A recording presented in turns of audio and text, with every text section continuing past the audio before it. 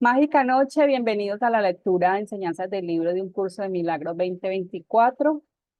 Hoy vamos a continuar con esta extraordinaria lectura que hacemos el complemento con, con las lecciones de este curso de Milagros y continuamos con el capítulo, a terminar el capítulo número 2. Y pues, si nos da el tiempo, recuerda que apenas son 30 minutos. Damos inicio al capítulo número 3. Ayer culminamos la lectura con la función del obrador de milagros. Hoy damos inicio con principios especiales de los obradores de milagros. El milagro elimina la necesidad de tener preocupaciones de rango inferior, puesto que es un intervalo de tiempo fuera del patrón habitual. Las consideraciones normales con respecto al tiempo y al espacio no le aplican. Cuando obres un milagro, yo haré los arreglos necesarios para que el tiempo y el espacio se ajusten a él. Es esencial hacer una clara distinción entre lo que se crea y lo que se fabrica. Toda forma de curación se basa en esta corrección fundamental de percepción de niveles.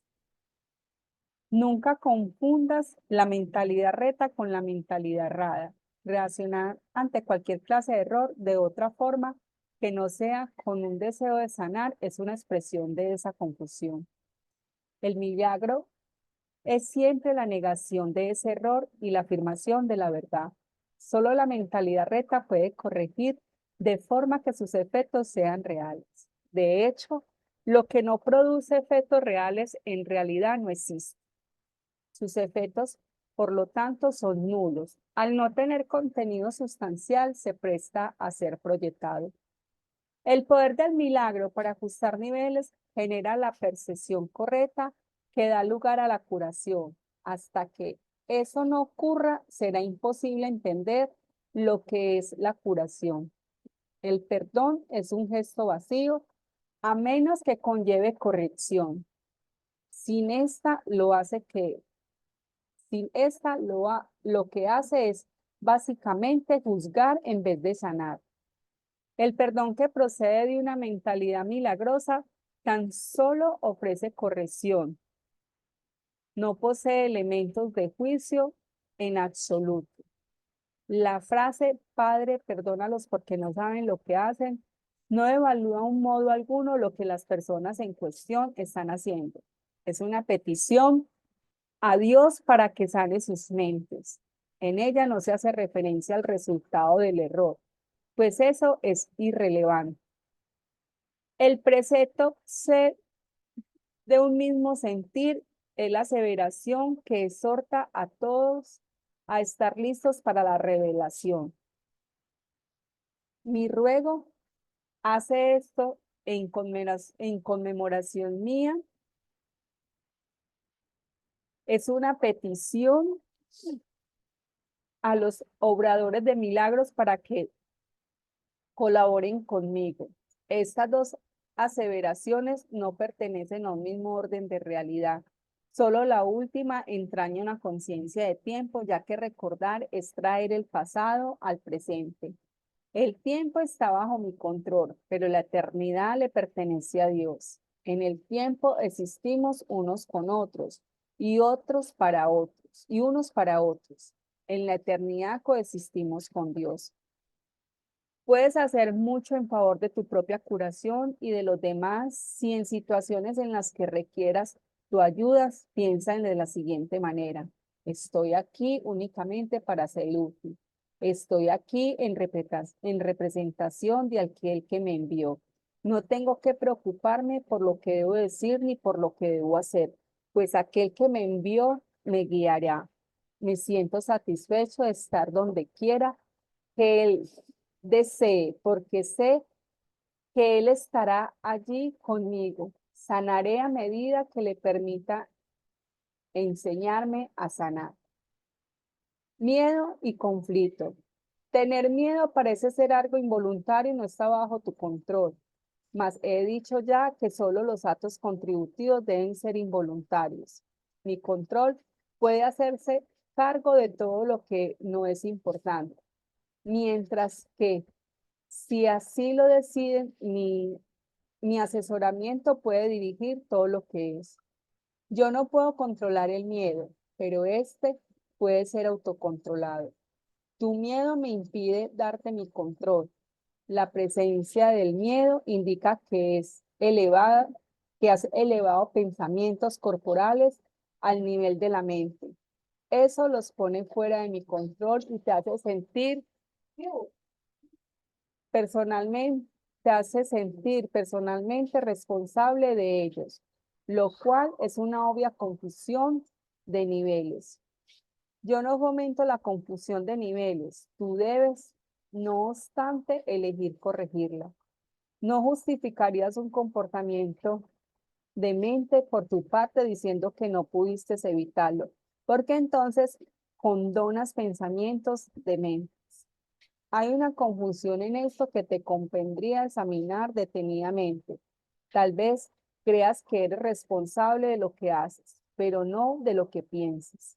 La verdad es que eres responsable de lo que piensas porque es solamente en ese nivel donde se puede ejercer tu poder de decidir. Tus acciones son el resultado de tus pensamientos. No puedes separarte de la verdad, otorgándole autonomía al comportamiento. Esto lo controlo yo automáticamente tan pronto, tan pronto como pongas tus pensamientos bajo mi dirección. Siempre que tienes miedo es señal inequívoca de que le has permitido a tu mente crear falsamente y de que no me has permitido guiarla. De nada sirve pensar que controlando los resultados de cualquier pensamiento falso se pueda producir una curación. Cada vez que tienes miedo es porque has tomado una decisión equivocada. Esa es la razón por la que te sientes responsable de ello. Tienes que cambiar de mentalidad, no de comportamiento. Y eso es cuestión de que estés dispuesto a hacerlo. No necesitas orientación alguna, excepto a nivel mental. La corrección debe llevarse a cabo únicamente en el nivel en el que el cambio es posible. El cambio no tiene ningún sentido. En el nivel de los síntomas donde no puede producir resultados. Deshacer el miedo es tu responsabilidad. Cuando pides que se te libere del miedo, estás implicando que no lo es. En lugar de ello, deberías pedir ayuda para cambiar las condiciones que lo suscitaron. Esas condiciones siempre entrañan el estar dispuesto a permanecer separado. A ese nivel, tú puedes evitarlo. Eres demasiado tolerante con las divagaciones de tu mente y condonas pasivamente sus creaciones falsas. El resultado particular no importa. Lo que importa es el error fundamental. La corrección es siempre la misma. Antes de decidir hacer algo, pregúntame si tu elección está de acuerdo con la mía, si estás seguro de lo que esta, de lo que es, de lo que está, no tendrá miedo, no tendrás miedo. El miedo es siempre un signo de tensión que surge cuando hay conflicto entre lo que deseas y lo que haces.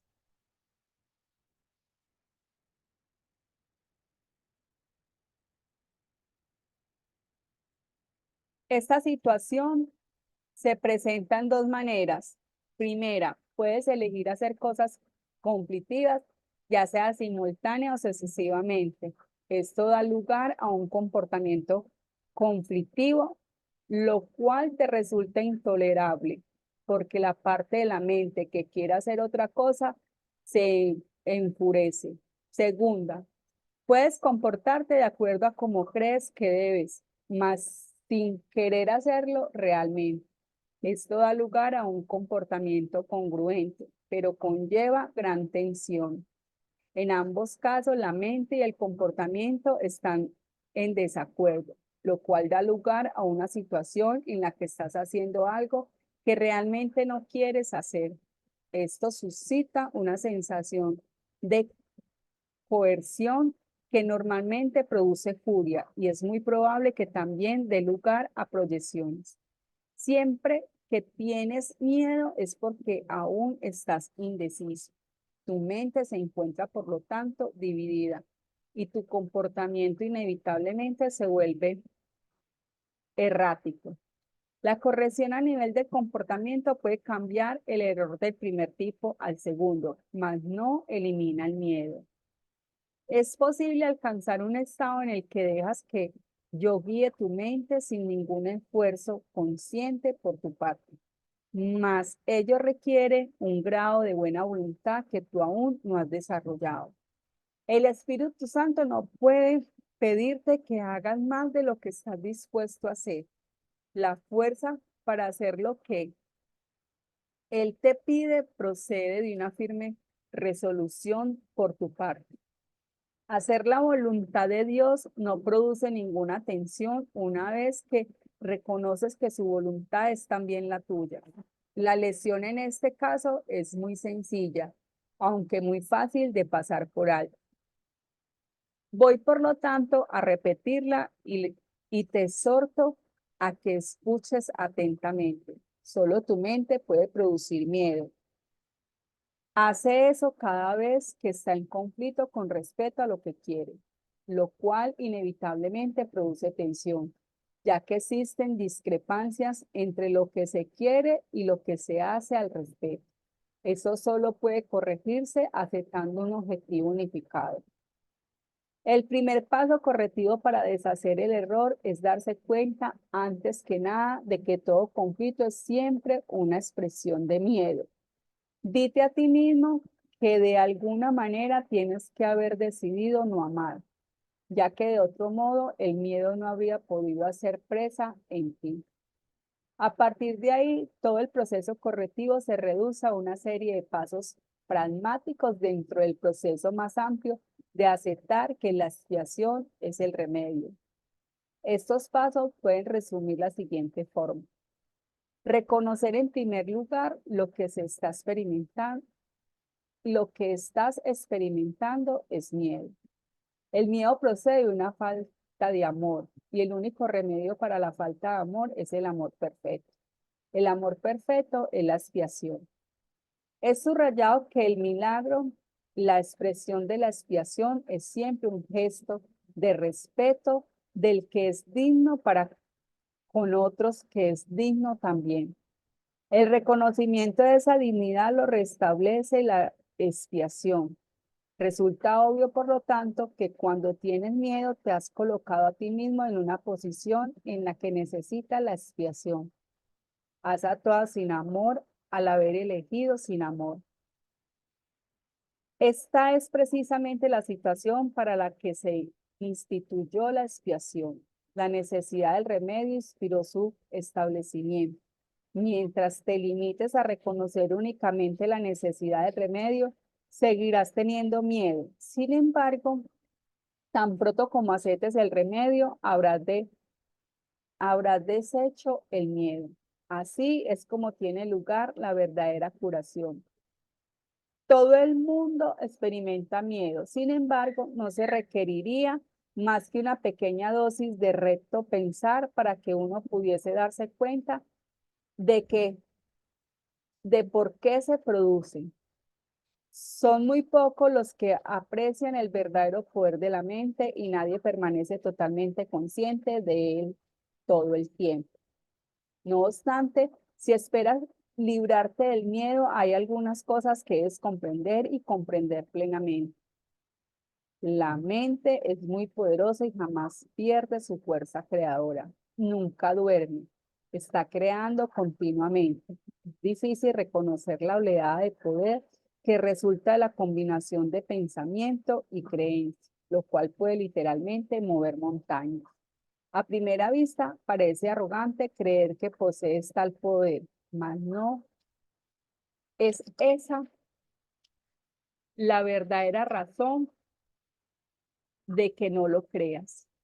Prefieres creer que tus pensamientos no pueden ejercer ninguna influencia real porque de hecho le tienes miedo.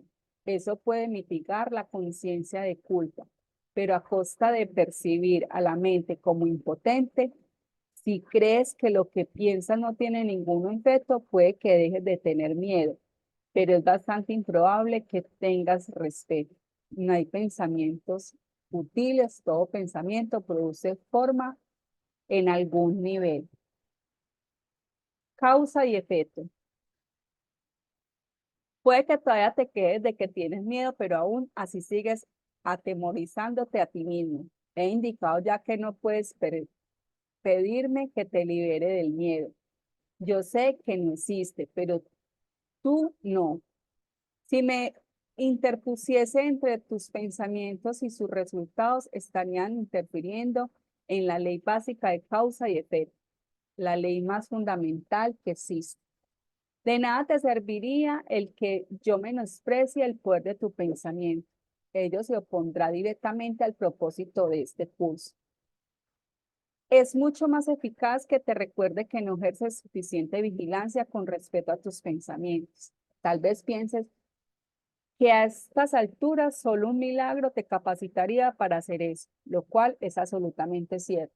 No estás acostumbrado a pensar con una mentalidad milagrosa, pero se te puede enseñar a pensar de esa manera. Todos los obradores de milagros necesitan este tipo de instrucción. No puedo permitir que dejes de vigilar a tu mente, ya que de otro modo no podrías ayudarme. Obrar milagro requiere el que uno se dé cuenta plenamente del poder de los pensamientos a fin de evitar las creaciones falsas. De lo contrario, sería necesario un milagro que rectificase a la mente misma. Proceso, proceso circular, este que no propiciaría el colapso del tiempo, que es para lo que el milagro se concibió. El obrador de milagros debe poseer un genuino respeto por la verdadera ley de causa de efecto como condición previa para que se produzca el milagro. Tanto el milagro como el miedo proceden del pensamiento. Si no eres libre de elegir uno, tampoco serás libre de elegir el otro. Al elegir el milagro, rechazas el miedo, aunque solo sea temporalmente. Te has sentido temeroso de todo el mundo y de todas las cosas. Tienes miedo de Dios, de mí y de ti mismo. No has percibido erróneamente o creado falsamente y crees en lo que has fabricado. No habrías podido hacer nada de eso si no hubieses tenido miedo de tus pensamientos. Los temerosos no pueden sino crear falsamente, puesto que perciben erróneamente la creación. Cuando creas falsamente no puedes sino sufrir. El principio de causa y efecto se convierte ahora en un verdadero catalizador, aunque solo sea temporalmente. En realidad, causa es un término que le corresponde propiamente a Dios y su efecto es su Hijo. Esto supone una serie de relación de causa y efecto completamente diferentes de la que tú introduces en tus creaciones falsas. El conflicto fundamental en este mundo es pues entre la creación y la creación falsa. Todo miedo está implícito en la segunda y todo amor en la primera. El conflicto es, por lo tanto, entre el amor y el miedo. Ya hemos dicho que crees que no puedes controlar el miedo, porque tú mismo porque tú mismo lo inventaste y tu creencia en él parece ponerlo fuera de tu control. Sin embargo, todo intento de resolver el error tratando de dominar el miedo es inútil. De hecho, eso no hace más que corroborar su poder al asumirse que necesita ser dominado. La verdadera solución descansa enteramente en alcanzar el dominio por medio del amor. En el interín, no obstante, la sensación de conflicto es inevitable, ya que has colocado a ti mismo en una posición en la que crees en el poder de algo que no existe. La nada y el todo no pueden coexistir. Creer en uno es negar el otro. El miedo no es nada realmente y el amor lo es todo. Siempre que la luz irrumpe en la oscuridad desaparece. Lo que tú crees es cierto para ti, En este sentido, la separación ha ocurrido y negarlo sería utilizar incorrectamente la negación. Concentrarse en el error, no obstante, no es más que otro error. El procedimiento correctivo inicial consiste en reconocer temporalmente que hay un problema, mas solo como señal de que tiene que ser corregido de inmediato. Esto da lugar a un estado mental en el que la expiación puede ser aceptada sin demora. Debe señalarse, no obstante, que en última instancia no puede haber transigencia alguna entre lo que es todo y lo que es nada. El tiempo es esencialmente un recurso por medio del cual se puede abandonar toda idea de transigencia al respecto.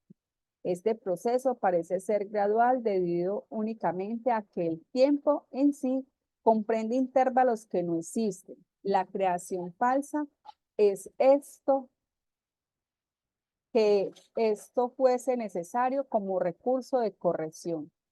La aseveración, porque tanto amó Dios al mundo que le dio su unigénito Hijo para que todo el que crea en él no parezca, mas tenga vida eterna. Necesita solamente una leve corrección para que tenga sentido en este contexto. Se dio a su unigénito Hijo. Debe observarse en especial atención que Dios tiene solamente un hijo. Si todas las creaciones de Dios son hijos suyos, cada una de ellas tiene que ser parte integral de toda la filiación. La filiación en su unidad trasciende la suma de todas sus partes. Este hecho, no obstante, queda velado mientras falte una sola de ellas. Por eso es por lo que, en última instancia, el conflicto no se puede resolver hasta que todas las partes de la afiliación hayan retornado. Solo entonces podrá comprenderse lo que el verdadero sentido de la palabra significa, la plenitud. Cualquier parte de la afiliación puede creer en el error o en la incomprensión, si así lo elige. Sin embargo, si lo hace, estará creyendo en la existencia de algo que no existe. Lo que corrige este error es la expiación. Yo he hablado brevemente acerca de la condición de estar listo, pero tal vez pueda ser útil mencionar aquí algunos puntos adicionales. Estar listo es solo el requisito previo para que se pueda lograr algo. No se debe confundir una cosa con la otra. Tan pronto como se da la condición de estar listos, también se da en cierta medida el deseo de querer lograr algo. Si bien este no es necesariamente un deseo indiviso. Dicha condición de estar listo no es más que el potencial para que pueda tener lugar un cambio de mentalidad. La confianza no podrá desarrollarse plenamente mientras no se haya alcanzado un dominio total. Hemos tratado ya de corregir el error fundamental de que es posible dominar el miedo y hemos enfatizado que el verdadero dominio solo se puede alcanzar por medio del amor. Estar listo es solo el comienzo de la confianza. Tal vez pienses que esto implica que tiene que transcurrir mucho tiempo entre el momento en el que estás listo y en aquel en el que alcanzas el dominio. Pero permíteme recordarte que el tiempo y el espacio están bajo mi control. El significado del juicio final. Una de las maneras en que se puede corregir la confusión entre la magia y los milagros es recordando que tú no te creaste a ti mismo. Tienes que olvidarte de esto cuando te vuelvas egocéntrico, lo cual te coloca en una posición en la que es prácticamente inevitable creer en la magia. La voluntad de creer te fue dada por tu creador, quien estaba expresando esa misma voluntad en su creación. Puesto que la capacidad de crear reside en la mente, todo lo que creas es necesariamente una cuestión de voluntad. De ello se desprende también que lo que haces por tu cuenta es real para ti, mas no lo es en la mente de Dios. Esta distinción básica conduce directamente al verdadero significado del juicio final. El juicio final es una de las ideas más atemorizantes de tu sistema de pensamiento. Eso se debe a que no entiendes lo que es, no entiende lo que es. Juzgar no es un atributo de Dios. El juicio final se originó a raíz de la separación como uno de los muchos recursos de aprendizaje que se incluyeron en el plan general, del mismo modo en que la separación abarcó un periodo de millones de años. Así, el juicio final se extenderá por un periodo igualmente largo o tal vez aún más largo. Su duración, no obstante, puede acortarse enormemente mediante los milagros, el recurso que acorta el tiempo, pero que no lo abole. Si un número suficiente de nosotros llega a alcanzar una mentalidad verdaderamente milagrosa, este proceso de acortar el tiempo puede llegar a ser virtualmente inconmensurable. Es esencial, no obstante, que te liberes a ti mismo del miedo cuanto antes, pues tienes que escapar del conflicto si es que has de llevar paz a otras mentes. Por lo general, se considera el juicio final como un proceso que Dios emprendió, pero en realidad son mis hermanos quienes lo emprenderán con mi ayuda. El juicio final es la última curación en vez de un reparto de castigos, por mucho que pienses que los castigos son merecidos.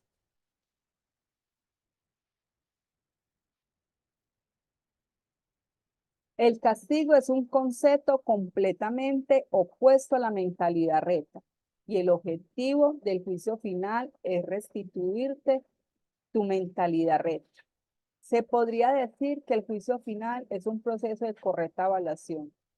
Significa simplemente que todos llegarán por fin a entender qué es lo que tiene valor y qué es lo que no tiene valor. Después de que esto ocurra, la capacidad para elegir podrá ser dirigida racionalmente, pero hasta que no se haga esa distinción,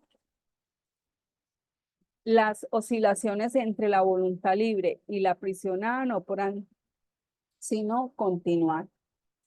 El primer paso hacia la libertad comprende separar lo falso de lo verdadero. Este es un proceso de separación en el sentido constructivo de la palabra y refleja el verdadero significado del Apocalipsis. Al final, cada cual contemplará sus propias creaciones y elegirá conservar solo lo bueno, tal como Dios mismo contempló lo que había creado y vio que era bueno. A partir de ahí, la mente podrá comenzar a contemplar sus propias creaciones con amor por razón del mérito que tienen. Al mismo tiempo, repudiará inevitablemente sus creaciones falsas que, en ausencia de la creencia que las originó, dejarán de existir. El término juicio final asusta no solo porque ha sido proyectado sobre Dios, sino también por las asociaciones de la palabra final con la muerte. Este es un ejemplo sobresaliente de la percepción invertida. Si se examina objetivamente el significado del juicio final, queda muy claro que en realidad es el umbral de la vida. Nadie que viva atemorizado puede estar realmente vivo. No te puedes someter a ti mismo a tu propio juicio final porque tú no te creaste a ti mismo. Puedes, no obstante, aplicarlo significativamente y en cualquier momento a todo lo que has fabricado y retener en la memoria solo lo creativo y lo bueno. Eso es lo que tu mentalidad reta no puede sino dictar. El único propósito del tiempo es darte tiempo para alcanzar ese juicio, el cual no es otra cosa que el juicio perfecto con respecto a tus propias creaciones perfectas. Cuando todo lo que retengas en la memoria sea digno de amor, no habrá ninguna razón para que sigas teniendo miedo. Ese es tu papel en la expiación. Bueno, aquí damos por terminado el capítulo número 2 de la lectura de la enseñanza del libro de un curso de milagros. Mañana continuamos con el capítulo número 3. Gracias, gracias, gracias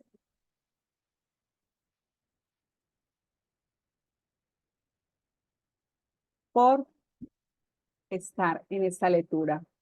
Feliz noche.